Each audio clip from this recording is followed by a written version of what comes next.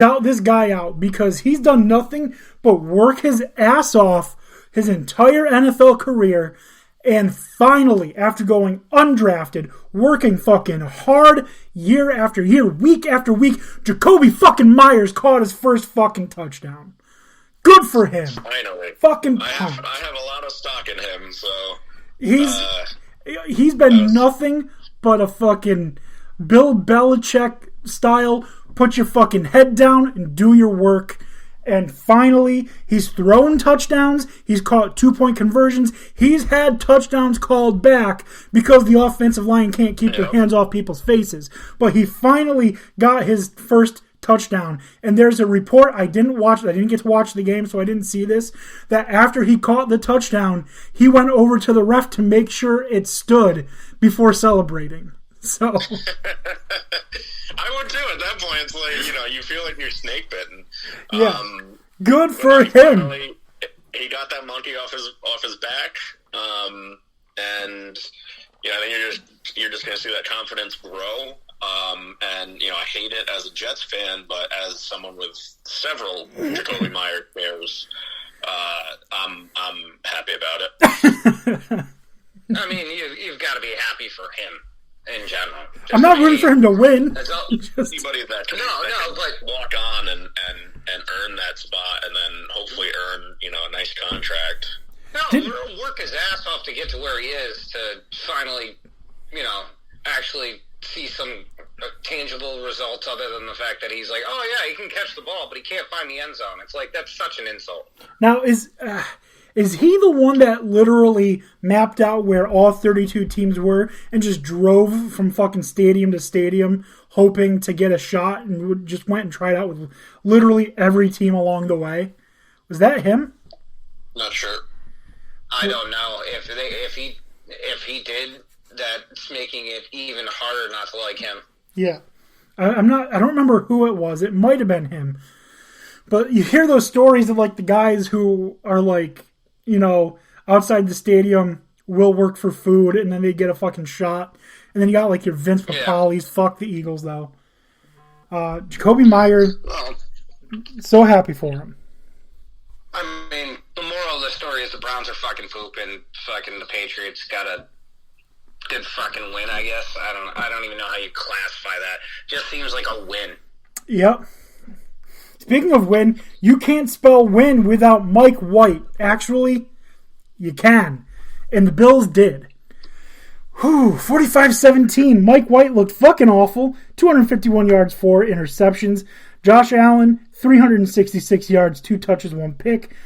Devin Singletary, leading rusher, 7 carries, 43 yards. Michael Carter, 16 carries, 39 yards. Both of them scored a touch. And Stephon Diggs finally separates himself from his brother Trevon and now has 3 touchdowns on the season as opposed to just 2. And Corey Davis, leading receiver, 5 catches, 93 yards on my bench in fantasy. I still won, though. He was on my bench in both of my fantasies, and I still won, so I feel your pain. Yeah. I'm gonna let Dano have this first before I give my opinion on what I saw there, because I watched this game from beginning to end as it was happening. Jets suck. That's all you can say. I don't put myself through that week to week. I watch Red Zone. My roommate again, Chuckles, Bills fan. I don't have a choice, especially if the Giants aren't playing. That's what's on TV. And especially when I come home from bowling on that Sunday to make up for Thanksgiving, I don't have a choice. I'll get to the side. All right. Yeah. Dan O'Shea, tell us about the fucking absolute beatdown that the Bills are putting on the entire AFC East so far, actually. They're just fucking everybody up. It turns out that, like a lot of people predicted, Mike White is not the savior. So, what? Big surprise. He should have been the number 1 overall pick. He said so.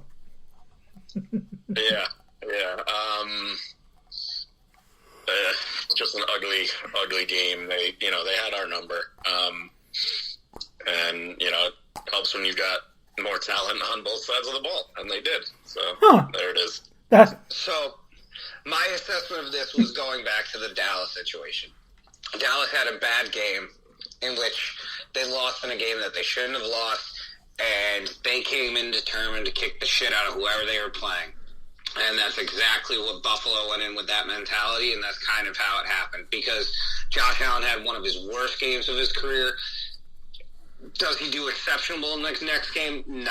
But does enough for the offense to win. And if anything that I've seen, even with the Jacksonville loss and the Pittsburgh loss in the beginning of the season, that Buffalo defense is really fucking good. Here's the funny stat of the day for you. That defense is really good, and Trey White is actually currently playing like one of the worst defenders in the NFL. So they're doing that with Trey White being a liability, which is crazy. Crazy to think about. Not to mention, Tremaine Edmonds wasn't on the field. Yep. Yeah. I mean, that defense is terrifying. It really, like, top to bottom, and what they can go into their bench with is unbelievable for that team. I don't know that Buffalo's ever had a defense like that. Yeah, I mean, they still don't have much of a running game to speak of, but although Breda came out of freaking nowhere and was like, hey, I don't know if you guys remember me, but I used to do some things sometimes. They had so many different people run the ball.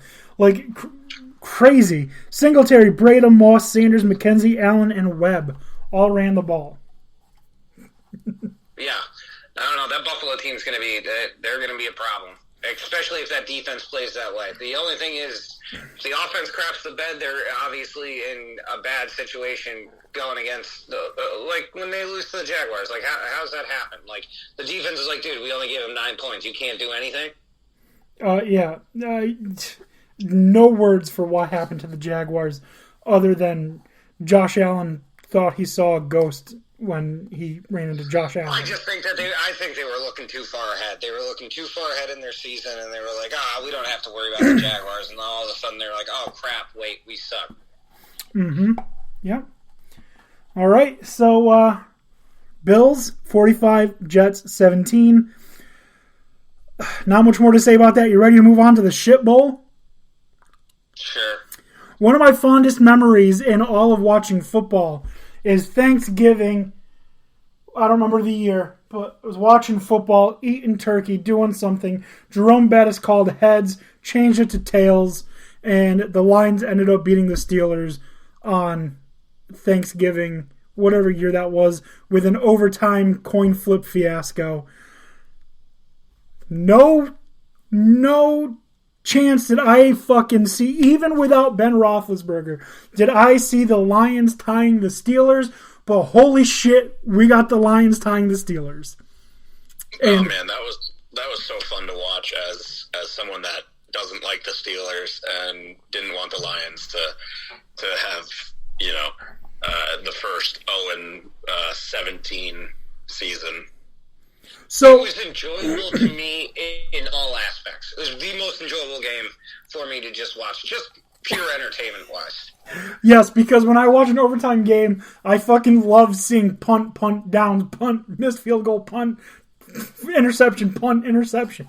With two teams I don't care about, with one that I know is terribly bad, and the Steelers with their arrogance, it's just...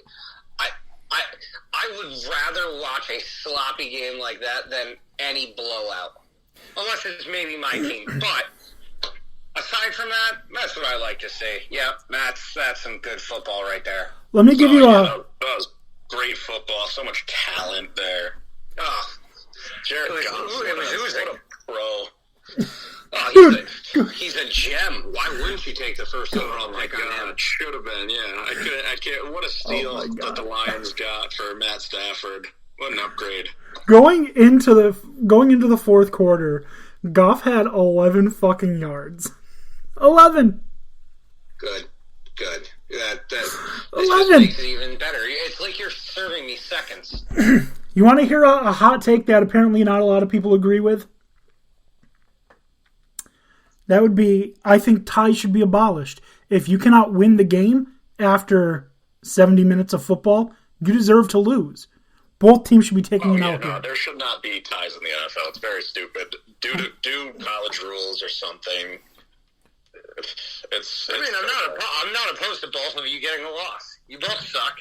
You shouldn't have come here. You've wasted all of our time. Everyone is stupid for having watched this. So the Lions avoid being the first team in NFL history to have multiple seasons where you lost every game. Now they're still able to be the only team to go winless twice. That's still a thing. The only team to not win a game twice. Lions are still on pace for that. So I will share this with you. Watch this guy on YouTube called Pittsburgh Dad, and he always talks from a Pittsburgh fan perspective. I don't know if you've seen him, but he's been hilarious. He recaps every game, basically what happened. And he had a great line. He's like, "Oh, great, we're going to extend it to 17 games? Perfect. Guess what? Steelers are still going to find a way to go 8-8. Yep. Yep. He's like, you can expand it to 32 games. Steelers are going 8-8. And just get all the ties. Yep. Yep. And that line had me dying. I was like, oh, man. Yes, good. Wallow in that pain. Yep. So, in my opinion, both teams deserve to lose. Get rid of the tie in professional sports. And you guys ready to move on? Because I'm done talking about that trash. There's nothing to talk about there. Nothing happened. Okay. Yep. It wasn't really a game. Completely agree. Now, there is something that happened in this next game, and that is the Washington football team defeats the Tampa Bay Buccaneers 29-19. Before we get into the score, I just want to point out one stat that just blew my mind.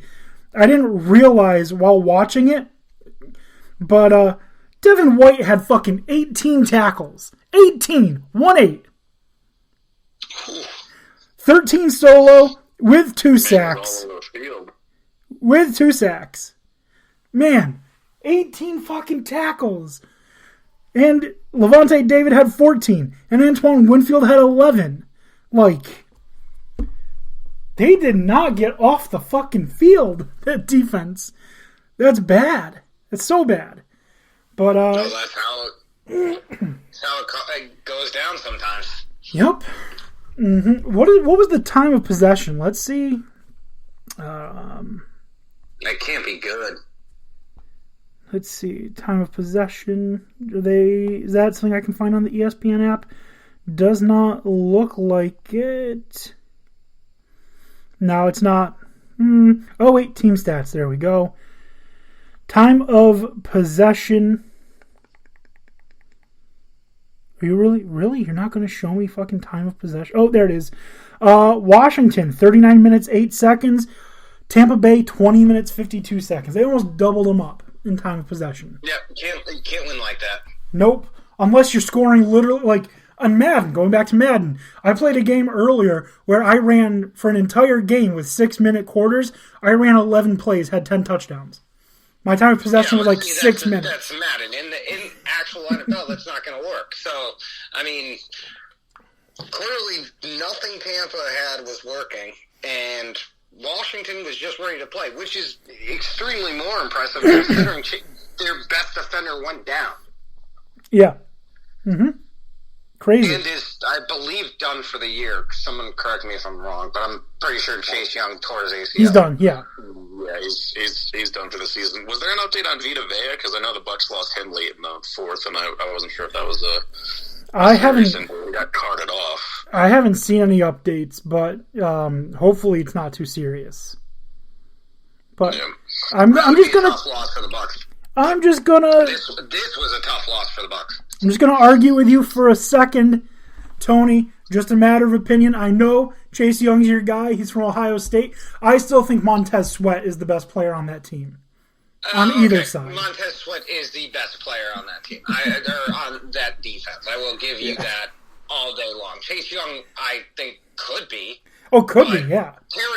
Tearing an ACL doesn't help your argument, but Sweat is by far the most important person on that defense and the best player on that defense. I don't disagree with that. He is a fantastic athlete.